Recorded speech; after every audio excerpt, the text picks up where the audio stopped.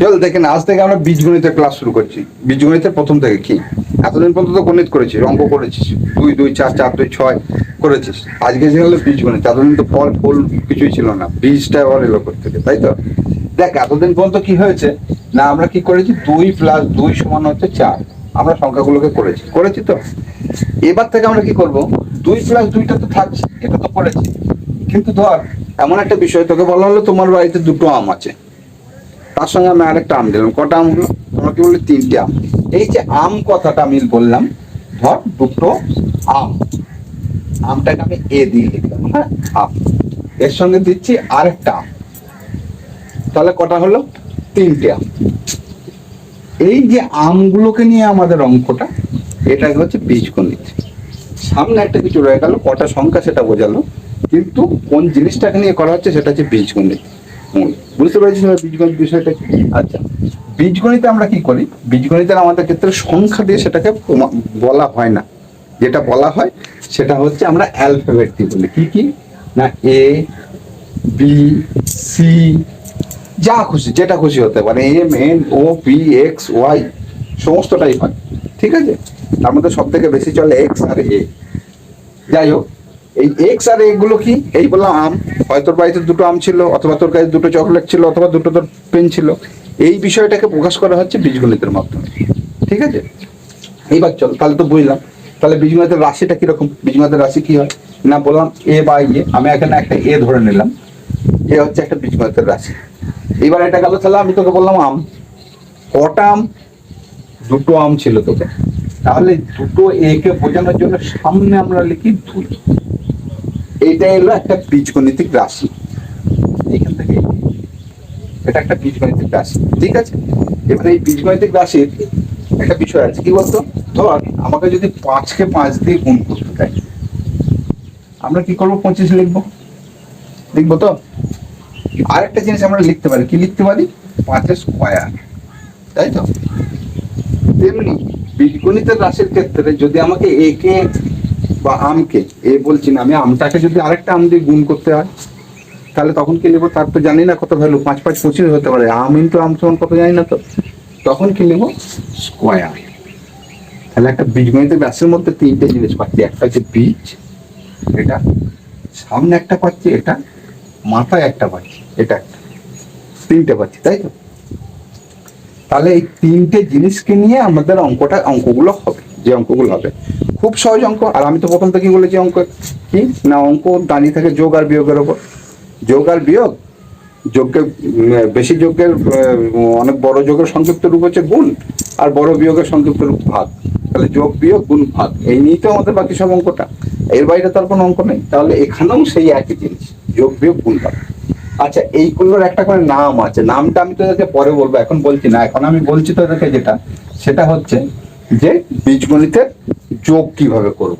বীজগণিতের যোগ আমি কি বলেছি, রাশি হয় অ্যালফাবেটিক্যালি, যেমন হচ্ছে এ, এটাকে ধরলাম, যোগ কি করব বলে দিয়েছি, আম, এর সঙ্গে যদি আজ এ যোগ করা হয় কি হবে, 2a, অর্থাৎ আম যুক্ত আম সমান 2টো আম। এটা আমি তোকে প্রথমে বলে দিয়েছি। কিন্তু যদি তোকে বলা হয় ঝুলিতে একটা আম ছিল, তার সঙ্গে একটা লিচু দেয়ালো, ছি, তাহলে তোর কি করে আমার সঙ্গে লিচুটা যোগ হবে, হবে না। তাহলে সেক্ষেত্রে যোগফলটা কিন্তু এইখানেই দাঁড়িয়ে থাকবে। তুই বলবি ঝুড়িতে একটা আমার একটা লিচু আছে, বাংলায় যেভাবে বলবি সেইভাবে ভাব, তাহলে সেক্ষেত্রে কিন্তু যোগটা এইরকমই দাঁড়িয়ে থাকবে, এ প্লাস সি এতেই দাঁড়িয়ে থাকবে, কারণ এর ভ্যালুটাও আমি জানি না, এর ভ্যালুটাও আমি জানি না, এগুলো অ্যালফাবেট। ঠিক, এইবার এই দুটো যোগের কথা বললাম। এইবার আসি, দেখ যোগে এ প্লাস সি একটা রাশি, তাহলে এর সঙ্গে আমি যোগ করছি এ প্লাস বি। ধর এইটা একটা ঝুলি, এটা একটা ঝুলি, এখানে আমের সঙ্গে একটা লিচু ছিল, এখানে একটা আমের সঙ্গে যাও একটা ফল আছে, বি, কলা, ব্যানানা, কলা আছে। তাহলে এই দুটো ঝুড়িকে যদি আমি এক জায়গায় করি কি হবে, বাংলায় ভাব, এই দুটো ঝুড়িকে যদি এক জায়গায় করি, তাহলে আম ছিল এখানে একটা এখানে একটা, তাহলে হলো কটা, 2টো আম। আর এখানে একটা লিচু ছিল, এখানে একটা কলা ছিল, তাহলে কি হলো, একটা ঝুড়িতে যখন নিয়ে আসছি, পুরোটাকে যখন আমি একটা ঝুড়িতে নিয়ে আসছি, তখন কি হচ্ছে, 2টো আম, একটা লিচু আর একটা কলা। বীজগণিতটাকে সেইভাবে দেয়, যখন আমি যোগ করব তখন আমি কি করছি, এইটা এইটা একই জিনিস, সেই জন্য এর আগে বসে যাচ্ছে, এর আগে কিছু নেই মানে এক, এর আগে কিছু নেই মানে এক। তাহলে কি হয়ে যাচ্ছে, এটা কি হচ্ছে, একটা একটা যোগ হয়ে হয়ে যাচ্ছে দুটো, দুটো আম হয়ে গেল, দুটো এ, 2a। এর সঙ্গে এখানে কি রয়েছে, সি লিচু একটা, এখানে কোথাও আছে লিচু, আর লিচু নেই, তাহলে একটা লিচু রয়ে গেল। তার সঙ্গে কি রয়ে গেল, একটা কলা এখানে পড়ে আছে, সেই কলাটা রয়ে গেল। তাহলে 2a + c + b, এটাকে আমি যদি b + c হিসেবে লিখি, অ্যালফাবেটিক্যালি দেখতে সুন্দর হয়, আর কিছু না। তাহলে এই দুটো রাশির মধ্যে যোগটা বুঝে গেলি, ভুল হবে যোগে আর, আশা করি ভুল হবে না। ঠিক আছে, এইবার বীজগণিত করতে গেলে আমি তোকে প্রথমে বললাম একটা রাশির সম্পর্কের জানতে গেলে উপরে এবং নিচে দুটো করে ঘাত থাকে। কি ব্যাপার, একটা রাশি হচ্ছে এ, এর মাথায় থাকে বললাম একটা স্কোয়ার থাকতে পারে, কিউব থাকতে পারে, টু দি পাওয়ার 10 থাকতে পারে। 10টা একে যদি গুণ করতে দেওয়া হয়, টু দি পাওয়ার 10 হয়ে যায়। ঠিক আছে, আর সামনে 10টা একে যদি যোগ করতে হয়, সামনে 10 হতে পারে, 100 হতে পারে, 50 হতে পারে। আমি হচ্ছে 3a², আমি 3a² একটা রাশি রেখেছি। বীজ কোনটা বলেছি, এটা এটাকে কি বলা হয়, এটাকে বলা হয় সহগ। এর নাম হচ্ছে সহগ, অর্থাৎ কটা, আর কিছু না। আর এই মাথায় এটা আছে, এটাকে কি বলা হয়, ঘাত। এটাকে বলা হয় ঘাত। তাহলে এটা ঘাত আর এটা সহগ বলা হয়। এই দুটো নাম আমরা শুধু জেনে রাখলাম, কাজে কিছু লাগবে না, কখনোই কাজে লাগবে না। আমাদের কাজে যেখানে হবে শুধু জানিয়ে রেখে দিলাম আমি তোদেরকে, কখনোই কাজে লাগবে না, অত নিয়ে মাথা ঘামাবার কিছু নেই। আমরা করছিলাম যোগ, আচ্ছা a + b বললাম, যোগ হয় না, তাহলে এই দুটো রয়ে গেল। এবারে এটা এই ঝুলতি আর একটা রয়ে গেল, সি দিলাম, আর একটা রয়ে গেল ডি দিলাম, হলো a + b + c। এটা তো একটা রাশিতে দাঁড়ালো, এটা একটা রাশিতে দাঁড়ালো। এর সঙ্গে আমি যোগ করবো কি, এতক্ষণ তো থেকে যোগ দেখাচ্ছিলাম, a - b - c + d, minus.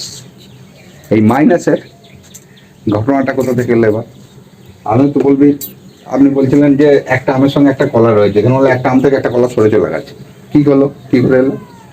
বীজগণিতের ক্ষেত্রে চিহ্নটি হচ্ছে খুব গুরুত্বপূর্ণ বিষয়। সংখ্যা রেখা করেছিস এতদিন পর্যন্ত, সংখ্যা রেখায় যেমন চিহ্নটা খুব গুরুত্বপূর্ণ বিষয়, বীজগণিতের ক্ষেত্রে চিহ্নটাই হচ্ছে সবথেকে গুরুত্বপূর্ণ বিষয়। নজর রাখতে হয় দুটো জায়গায়, এক হচ্ছে দেখতে হয়, বলে যে এর সঙ্গে যোগ, একটার সঙ্গে একটা যোগ হলে দুটো হয়ে যাবে, সেটা নিঃসন্দেহ। কিন্তু আমার এই চিহ্নটি হচ্ছে কিন্তু সব থেকে বড় বিষয় যোগ করতে গেলে।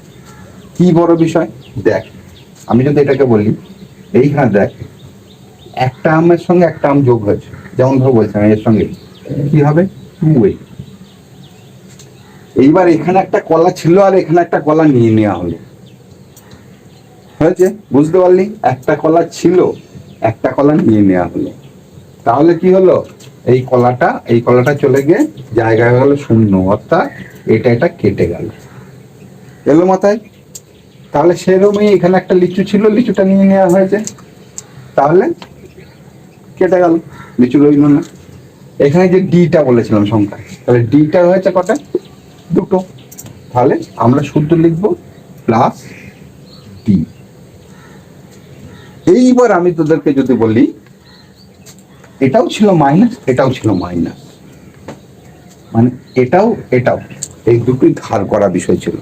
তাহলে কি হবে, দুটোই যদি ধার করা বিষয় হয়, তাহলে প্রথম একবার এটা ধার করেছিলাম, তারপরে আবার এটা ধার করলাম, তাহলে তখন কি হবে, দুবারই ধার করতে হবে, মাইনাসে গেল এটা।